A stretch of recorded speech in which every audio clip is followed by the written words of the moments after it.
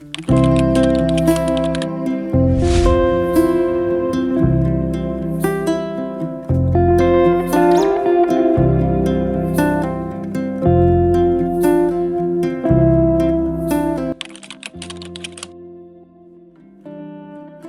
Amos, putra dari Bapak Puang Popang Sombolinggik dengan Ibu Yohana Randa. Saya anak yang kedua dari Ibu Yohana Randa. Kakak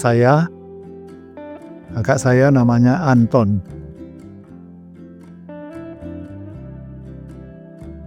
Puang Popang bersama Mama Yohana Randa mencari tanah yang kosong, dan akhirnya mereka menemukan di daerah di sekitar situ. Yang akhirnya mereka memberikan nama itu Laliu. Jadi tanah itu masih sangat kosong, tapi di sekitarnya ada sawah-sawah dan ada kebun-kebun. Jadi pada tahun 42 itu tanah itu masih sangat kosong, ya.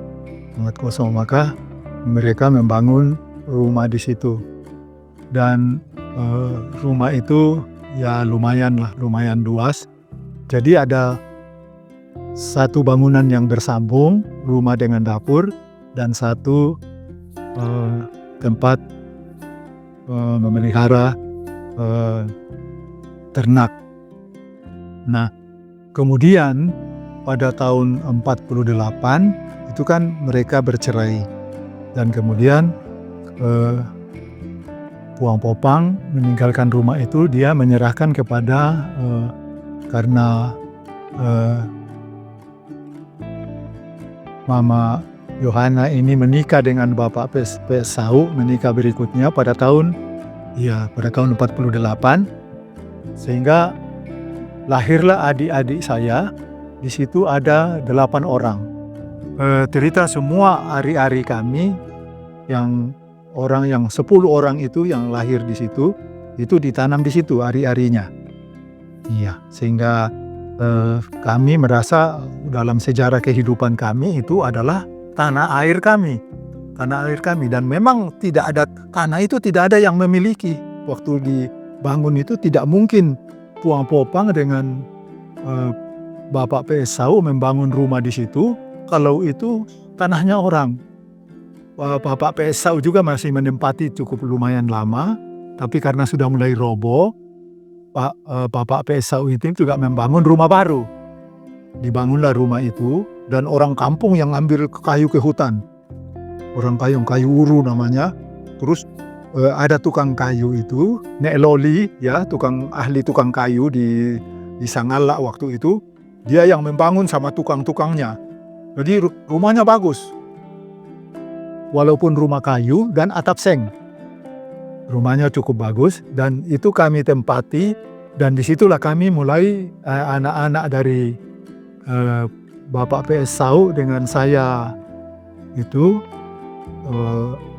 dengan saya karena kakak saya Anton itu sudah meninggal duluan, jadi pada umur yang masih kecil.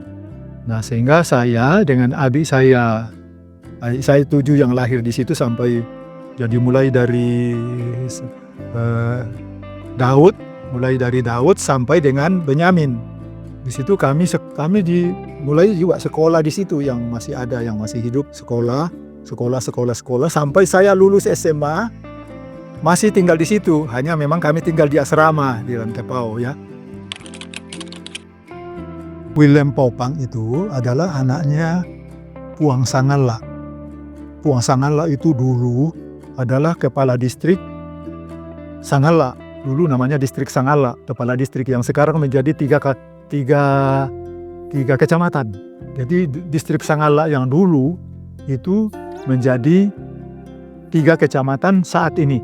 Nah, dulu bapak sambung saya itu, Bapak Pesau, itu adalah sekretarisnya beliau.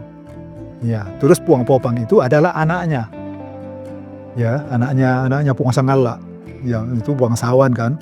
Nah, sehingga waktu Puang Popang itu menceraikan Mama, dia bilang, ini ya baik-baik kau sama eh, anak-anak, maksudnya saya gitu ya, baik-baik sama mantan istrinya itu juga ya inilah, karena kita kayak saudara.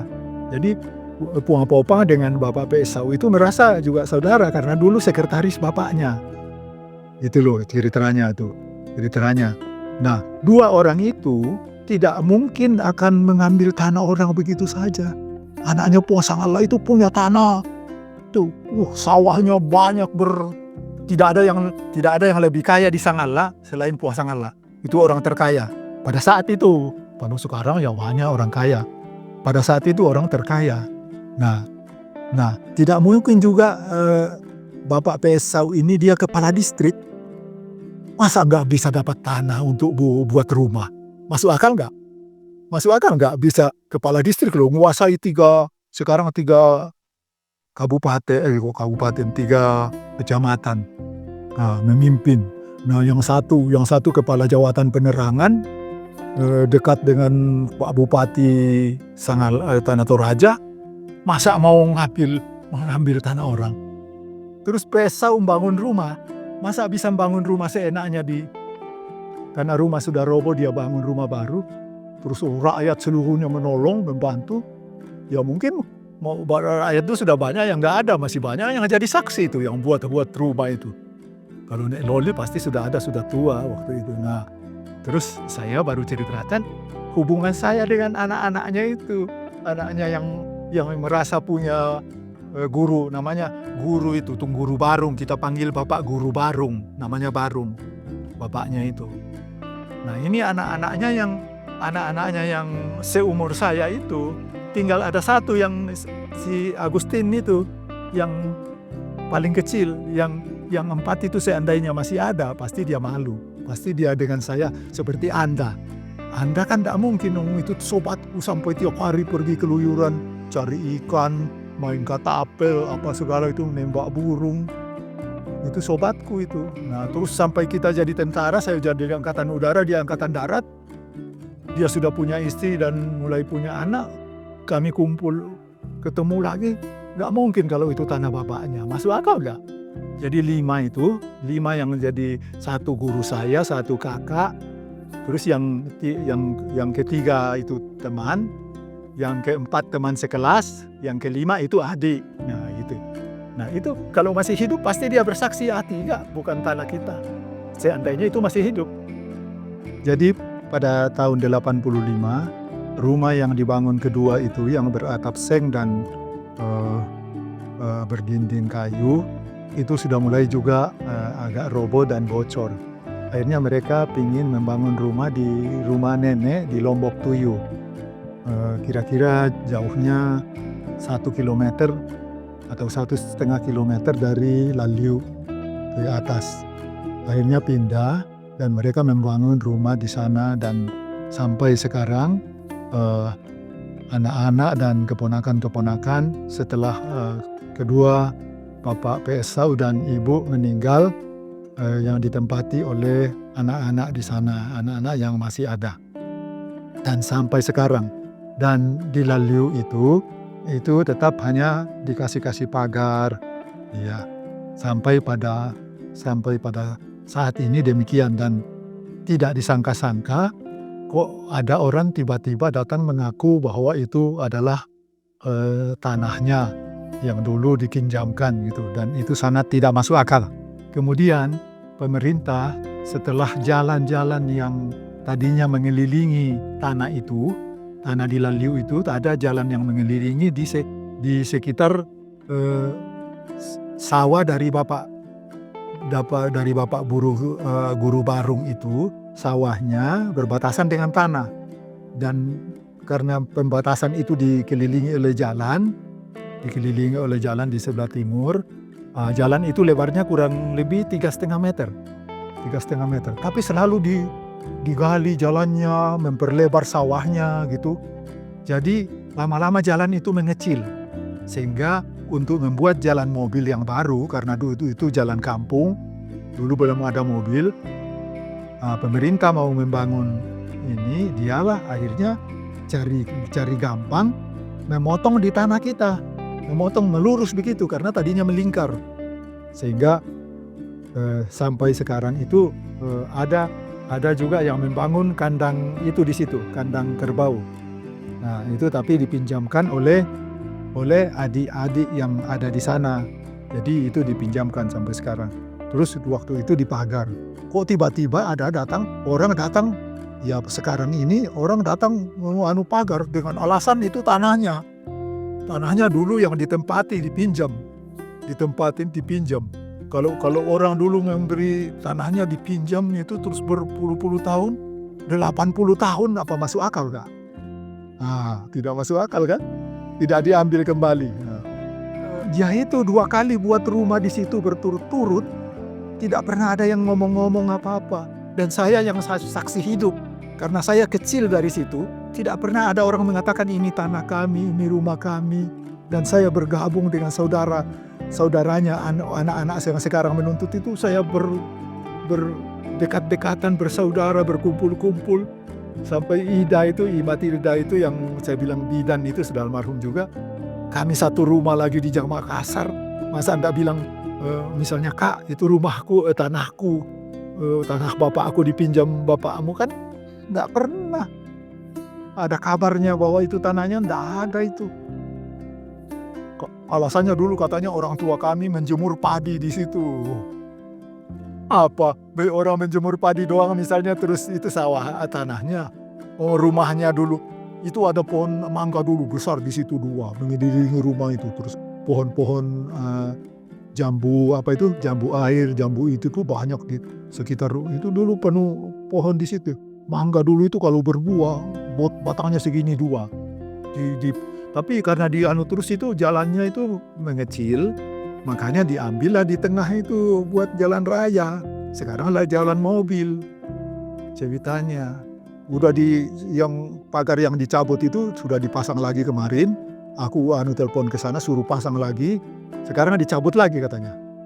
Nah, ada lagi ceritanya yang Nek Parenge itu, yang itu dulu. Jadi dulu itu rumah masih kosong, tanah ke bawah. Yang sebelah utara itu, sebelah utara, kita kan sebelah selatan. Sebelah datanglah Nek Parenge itu. Nek Parenge pejabat kampung lah di waktu itu. Tahun 40-45 lah mereka datang minta tanah itu. Katanya, ini tanah daripada kosong kami minta sedikit di bawah itu. Nek Parenge itu dia mintalah, dia buat dulu rumah kecil-kecil. Karena dia kan orang kaya juga, orang Ketahi lah kalau dulu bikin. Namanya Toparenge itu dia kepala adat itu. Dia minta tanah itu sama mama itu orangnya terlalu baik. Ya udahlah, silakan, biar ada tetangga maksudnya. Dikasih begitu aja, malah itu tanah kok dia ini terus ke sini. Aku dulu pernah berkelahi itu waktu aku masih kecil itu sama Nek Parenge, kan perutnya gendut. Nah, aku kadang-kadang kan kalau dia memperlebar, dia gali itu tanah, aku lempar. Nanti dia kejar aku. Kalau dia menjalankan, aku masih kecil, dia pegang, dia pakai sapu lidi. Itu Nek Parenge itu. Saya bilang itu Terus mama kadang-kadang marahin aku justru. Karena dia bilang jangan lawan orang tua gitu kan. Tuh akhirnya kita nanam di situ pohon pohon nangka di batas itu. Tapi yang ada lumbung di situ bapak nenek pendeta dulu buat tempat tabi itu lumbung. Buat lumbung di situ bagus. Itu sekarang anaknya cucunya itu yang menempati sekarang di situ. Nah, itu juga ragu-ragu karena apa? Dia tidak tahu kalau itu dulu mama ngasih tanah ke neneknya. Itu nggak tahu mereka. Aku yang tahu. Nah, itu kira-kira. Ini tempat kelahiran kami. Sudah 80 tahun miliknya Huang Popang sama Kak Amos sama Nek Baran. Ini dia nih, tempat kelahiran kami. Toningkin denasang te.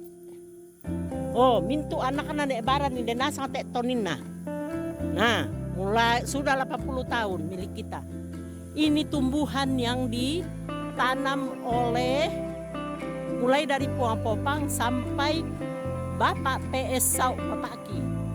Oh, ini semua nih tanaman kami. Dulu jambu-jambu di sebelah sana banyak, tapi tak mau udah mau mati. Nah, dulu itu kelapa masih ada. Pernah Om Manek jatuh dari atas. Di sini ada juga pohon jeruk. Kadang dijual. Nasi Lembang tahu kalian duit mak pasak. Di bawah sini nenek Parengek tinggal sama nenek Batan sama Mama Esra dan semua. Dan pohon nanung kidiong apa mi duren yana membuat moloki sialai. Tiap pagi kita duduk di situ nunggu jatuhnya duren. Diong dekat-dekatan nenek Parengek rokok. Nah, ini dulu alang di sini dulu tapi tak ada moe. Biasa kan nina sengkei nenek Parengek ke maningobang kan diong. Nah, ini lantang tedongnya sia mbeku ne Esra, solandoku ne Esra. Waktu itu dia minta lantang tedong ini, buktinya bahwa memang miliknya Pongbaran. Napa laku ne Esra untuk tempat tedong. Buktinya bahwa ini milik kita. Dia punya sopan santun untuk minta untuk napani tedong nalan. Nah, ini dia. Ini batu yang datang ditumpuk-tumpuk oleh yang orang yang mengaku miliknya dia padahal bukan. Nah, oke.